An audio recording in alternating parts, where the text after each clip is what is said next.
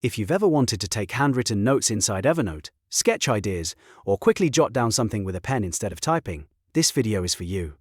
Today I'm going to show you exactly how to take handwritten notes on Evernote step by step using the built-in sketch tool. This is a simple way to add handwritten diagrams, bullet points, annotations, and quick drawings directly into your notes.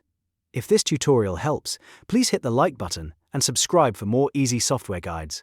Alright, let's jump in. First, open the Evernote desktop app.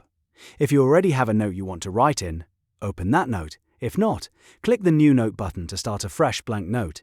This is the easiest place to begin because the sketch tool works right inside the note editor. Now that your note is open, you need to access the sketch feature.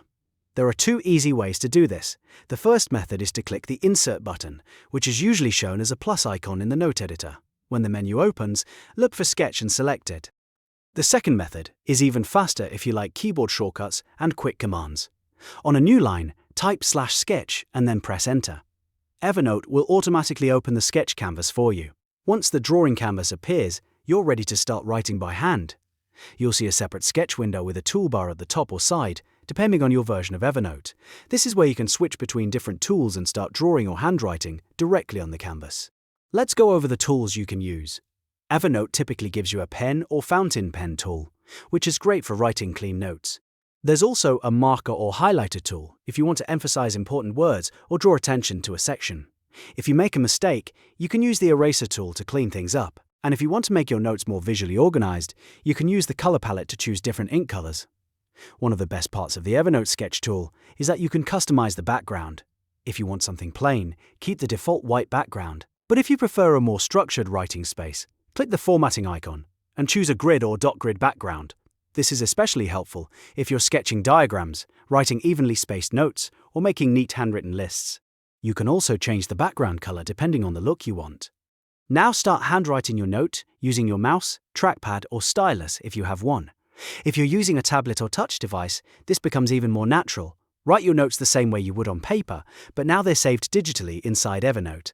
You can sketch arrows, circle important ideas, draw simple charts, or write reminders in your own handwriting.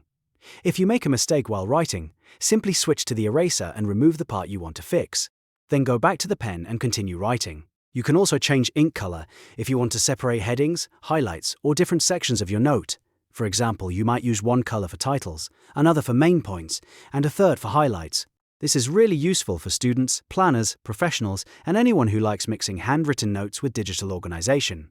You can use it for meeting notes, study notes, brainstorming sessions, quick sketches, or even handwritten labels inside a larger Evernote project.